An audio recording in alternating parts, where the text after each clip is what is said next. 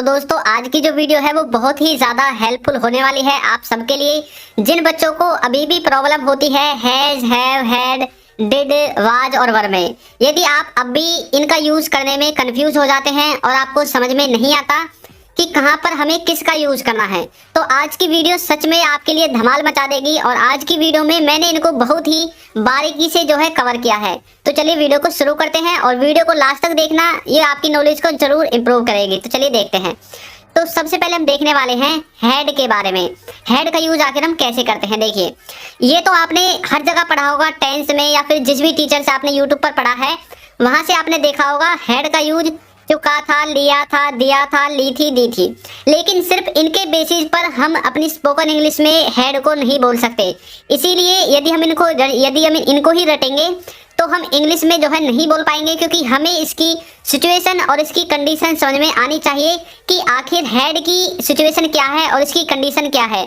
वैसे तो इसके जो हिंदी में पहचानने वाला रूप है वो यही है, चुका था, लिया था, दिया था, ली थी, दी थी। लेकिन अब आगे देखिए, यहाँ पर मैंने एक ग्राफ बनाया हुआ है और इस ग्राफ को मैं समझाऊंगा आपको। देखिए कैसे, यहाँ पर देखिए ये वाला जो है ये है आपका प्रेजेंट का, और ये मैंने डॉटेड इसलिए किया है क्योंकि ये अभी कंटिन्यूअस में चल रहा है। प्रेजेंट अभी कंटिन्यूअस में, तो यदि अब हम अभी कोई काम करेंगे इस टाइम पे तो वो सब कुछ कंटिन्यूअस में ही तो होगा, तो ये अभी कंटिन्यूअस में चल रहा है।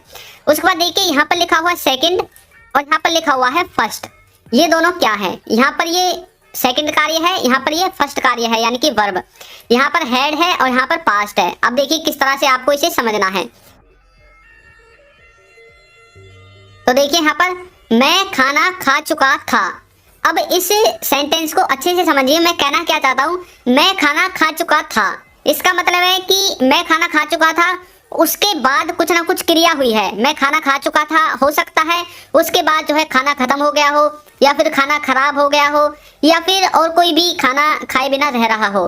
तो कोई हमसे पूछ रहा है तुमने खाना खा लिया था खाना खराब होने से पहले, तो आप बोले हाँ मैं खाना खराब होने से पहले खाना खा चुका था। तो किसी चीज को होने से पहले, जब कोई चीज पास्ट में हो चुकी थी, उसमें हम हेड का यूज करते हैं। देखिए कैसे, यहाँ पर मैंने लिखा हुआ है सेकंड और यहाँ लिखा हुआ है पास्ट। ये पूरा पास्ट है आपका, ये प्रेजेंट से पीछे ये सब कुछ पास्ट है, जहाँ पर फर्स्ट और सेकंड है। लेकिन पास्ट में भी देखिए पहले जो दूसरी क्रिया है वो बाद में हुई, उससे पहले फर्स्ट क्रिया हो गई। तो ये जो फर्स्ट काम है इसको बताने के लिए आपको हेड का यूज करना है, यानी कि जो पास्ट से भी पहले हो गया है उसको बताने के लिए आपको क्या करना है, हेड का यूज करना है। आपको समझ में आ गया। सेकंड क्रिया के होने से पहले फर्स्ट क्रिया हो चुकी है उसमें, जैसे कि मान लीजिए मैं अपने दोस्त के घर गया और मैं उसके घर गया। अब मैं बता रहा हूँ आपको प्रेजेंट में बैठकर कि भाई मैं पास्ट में अपने दोस्त के घर गया, लेकिन मेरे उसके घर जाने से पहले ही वह जा चुका था कहीं खेलने के लिए। तो मतलब मैं गया उससे पहले ही उसने वो जाने की क्रिया कर दी थी। तो वो वाला क्या आ गया, वो आपका जो फर्स्ट है इसके अंदर आ गया, यानी कि हेड इसमें लगेगा। तो सेकंड आपका होगा जो पास्ट का सिंपल है, यानी कि जो चीज हुई और उस होने से पहले जो क्रिया हो चुकी थी उसमें आपको हेड का यूज करना है। मैं खाना खा चुका था, इसका मतलब है कि खाने में इससे पहले कुछ कमी हो, खराब हो, खत्म हो, उससे पहले मैंने खाना कर लिया था या फिर मैं खाना खा चुका था। तो आई हैड ईटन फूड। तो हेड का यूज आप जानते हैं, सबसे पहले सब्जेक्ट, उसके बाद आपका हेड आएगा, उसके बाद वर्ब की थर्ड फॉर्म और लास्ट में आपका ऑब्जेक्ट। ये आपका स्ट्रक्चर है। तो चलिए इसके कुछ एग्जांपल्स देखते हैं और इसके बाद वीडियो को स्किप मत करना। हम डिड, हैज, हैव, वाज, वर इनको भी देखेंगे। देखिए मैं खेल चुका था। अब आप इसे ऐसे बोल सकते हैं मैं खेल चुका था, या फिर आप इसे ऐसे भी बोल सकते हैं मैं खेल लिया था, यानी कि मैं तब तक खेल लिया था, मैं तब तक खेल चुका था। इस तरह से दोनों ही तरह से बोल सकते हैं, सेम जो सेंस है वो सेम ही रहेगा। तो इसकी एक ही इंग्लिश बनेगी, आई हैड प्लेड। मैं खेल चुका था मतलब ये है कि भाई मैच खत्म होने से पहले, या फिर मैच खत्म होने, या फिर मैच खराब होने से, या फिर बारिश होने से पहले भाई मैं तो खेल लिया था, या फिर मैं तो खेल चुका था। खेल चुका था मतलब इसके बाद कुछ ना कुछ क्रिया हुई होगी, इसलिए तो आपने बोला मैं तो खेल चुका था। आप ऐसे भी तो बोल सकते थे मैं खेल लिया हूँ। तो यहाँ पर मैं खेल चुका था यानी कि कोई क्रिया आपने पहले कर ली किसी क्रिया को होने से पहले, उस वाले सेंस को आपको हेड के द्वारा बनाना है। देखिए नेक्स्ट, उसने किताब खरीद ली थी। अब उसने किताब खरीद ली थी या फिर वो किताब खरीद चुका था, दोनों ही एक ही हैं। खरीद ली थी या फिर खरीद चुका था, दोनों एक ही बात है। तो कैसे बोलेंगे, he had bought a book. उसने किताब खरीद ली थी या वो किताब खरीद चुका था, दोनों हिंदी में अलग अलग बेशक हो सकते हैं, लेकिन इंग्लिश में इनका एक ही है जो है हैड।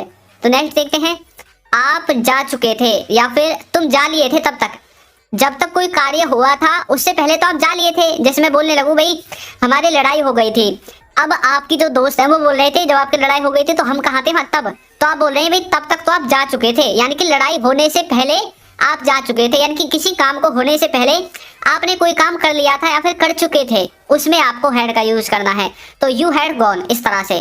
तो हैड आपको क्लियर हो गया होगा कि आखिर हैड का यूज हम कैसे करते हैं।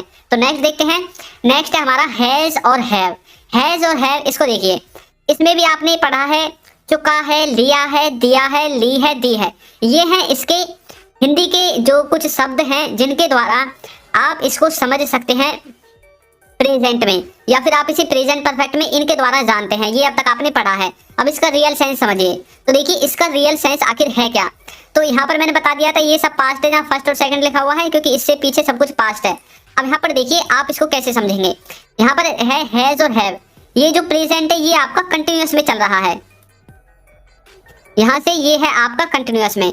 अब कंटिन्यूअस में है ये वाली लाइन, इस लाइन से पहले पहले ये जो है ये सब आपका कंटिन्यूअस की तरफ इशारा करता है, लेकिन इस लाइन तक प्रेजेंट तक कोई कार्य हो चुका है, उस वाले सेंस में आपको यूज करना है हैज और हैव का। या तो कोई कार्य हो चुका है खत्म, या फिर कोई कार्य हो चुका है शुरू, उन दोनों ही सेंस में आपको यूज करना है हैज और हैव का। और देखिए ये आपको ऐसा लगेगा कि पास्ट की तरफ जा रहा है, जैसे कि मैं खाना खा चुका हूँ, तो यहाँ पर आपको ऐसा लग रहा है कि मैं ये कार्य कर चुका हूँ, लेकिन ये कार्य आपको प्रेजेंट में ही खत्म करना है, प्रेजेंट में ही आपने इस कार्य को खत्म किया है, इसीलिए हम इसमें हैज और हैव का यूज करेंगे। वरना हम इसमें और भी जो है आपके डिड है या फिर हैड है इनका यूज करेंगे, लेकिन जब ये हैड और डिड का सेंस देंगे वो कैसा सेंस होता है वो मैं आपको आगे बताऊंगा। अब यहाँ पर आप समझ गए होंगे कि यहाँ पर हैज और हैव का यूज होगा जब कोई कार्य हम प्रेजेंट तक या फिर प्रेजेंट में खत्म कर चुके हैं या फिर शुरू कर चुके हैं। मैं खाना खा चुका हूँ तो कैसे बोलोगे, आई हैव ईटन फूड, मैं खाना खा चुका हूँ।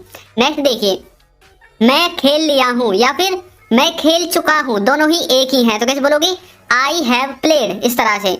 नेक्स्ट है, उसने लैपटॉप खरीद लिया है या फिर वो लैपटॉप खरीद चुका है, प्रेजेंट तक अब तक उसने लैपटॉप खरीद लिया है या फिर वो लैपटॉप खरीद चुका है, इसमें आपको हैज या हैव लगाना है। तो कैसे बोलोगे, he has bot A laptop. अब हैज और हैव किसके साथ लगेगा, हैज लगेगा थर्ड पर्सन सिंगुलर के साथ, और बचे कुछ सब के साथ हैव लगाना है। देखिए नेक्स्ट, वो जा चुके हैं, तो कैसे बोलोगे, दे हैव गॉन, इस तरह से, वो जा चुके हैं, दे हैव गॉन, इस तरह से आपको इसे बनाना है। तो चलिए नेक्स्ट देखते हैं। नेक्स्ट है अब इसमें हमारा डिड। डिड को लेकर भी बच्चे परेशान हो जाते हैं। डिड का देखिए यूज क्या है, इसका यूज है हिंदी में लिया, दिया, ली, दी, गया, इस तरह के जो हैं, यानी कि जिसमें ना तो लास्ट में है आएगा ना था आएगा, ये आप इनको हिंदी में पहचानोगे। अब लेकिन इनका सेंस देखिए, देखिए डिड आपका यूज होगा पास्ट में। देखिए हेड वाले सेंटेंसेज में डिड नहीं होगा, जो कार्य आप हेड से पहले बोलते हैं यानी कि पास्ट इंडेफिनिट वाले सभी सेंटेंसेज को जब आप नेगेटिव में बनाओगे, उन वाले वाक्य को बनाने के लिए आपको डिड का यूज करना पड़ेगा जब भी आप उन्हें नेगेटिव में बनाओगे तब। अब देखिए कैसे, मैंने खाना नहीं खाया, कैसे बोलोगे, I did not eat food, मैंने खाना नहीं खाया, I did not eat food, इस तरह से। या फिर आप बोल सकते हैं इसको शॉर्ट करके आई डिडंट ईट फूड, मैंने खाना नहीं खाया। आपको समझ में आ गया होगा। तो ये जो डिड है ना, ये आपका हेड से जो पहले कार्य हुए होते हैं उनमें यूज होता है नेगेटिव वालों में, तो आप इसे एक तरह से पास्ट इंडेफिनिट समझ सकते हैं। नेक्स्ट देखिए, मैं नहीं गया, यानी कि आई डिड नॉट गो, मैं नहीं गया था, मतलब वो चले गए थे, तब से पहले आप नहीं गए थे, तब आप ऐसा बताओगे तो हेड लगाओगे। लेकिन मैं नहीं गया, आप सिंपल पास्ट बता रहे हो, बिल्कुल भाई मैं नहीं गया, आपके घर वाले बोल रहे हैं सब शादी में चले गए, आप नहीं गए क्या, तो आप बोलोगे नहीं मैं नहीं गया, आई डिड नॉट गो, इस तरह से, या फिर आई डिडंट गो, इस तरह से।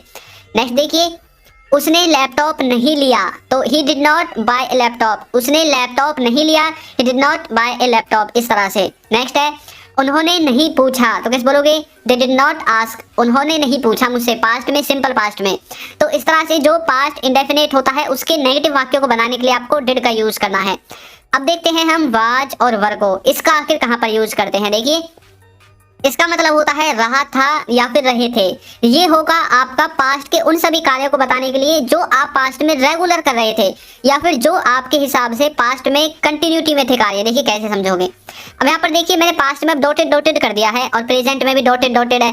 तो प्रेजेंट में तो अभी कंटिन्यूस चल ही रहा है इसलिए यहाँ पर डॉटेड है, लेकिन जो पास्ट में कंटिन्यूस था डॉटेड डॉटेड था पास्ट में, उसमें आपको वाज वर्ब का यूज करना है। देखिए कैसे, मैं पढ़ रहा था यानी कि जब तुम आए भाई मैं तब पढ़ रहा था। तो पास्ट की हम बात बता रहे हैं कि भाई जब वो मुझे बुलाने आया था तब तो मैं पढ़ रहा था, बताओ मैं कैसे खेलने के लिए आ सकता हूँ। कोई बच्चा था जो आपको खेलने के लिए बुला रहा है, तब आप बोल रहे हैं भाई जब वो मुझे बुलाने आया तब तो मैं पढ़ रहा था, तो बताओ मैं कैसे आ सकता था खेलने के लिए। तो आई वॉज स्टडिंग इस तरह से। देखिए नेक्स्ट, वो सो रहा था, ही वॉज स्लीपिंग इस तरह से। हम देख रहे थे, वी वर वॉचिंग। तो इस तरह से आपको वाज वर्ब का यूज करना है। आप सोच रहे थे, यू वर थिंकिंग। तो इस तरह से कुछ कार्य कर रहे थे पास्ट में, उसी यदि सेंस को आपको बताना है तो आपको वाज और वर का यूज करना पड़ेगा। तो दोस्तों वीडियो आपको कैसी लगी है जरूर बताइएगा, और आपको समझ में आई है या नहीं आई है ये भी जरूर बताइएगा। चैनल पर नए हैं तो सब्सक्राइब कर लीजिए, वीडियो को लाइक कर दीजिए, एक अच्छा सा कमेंट करना बिल्कुल ना भूलें।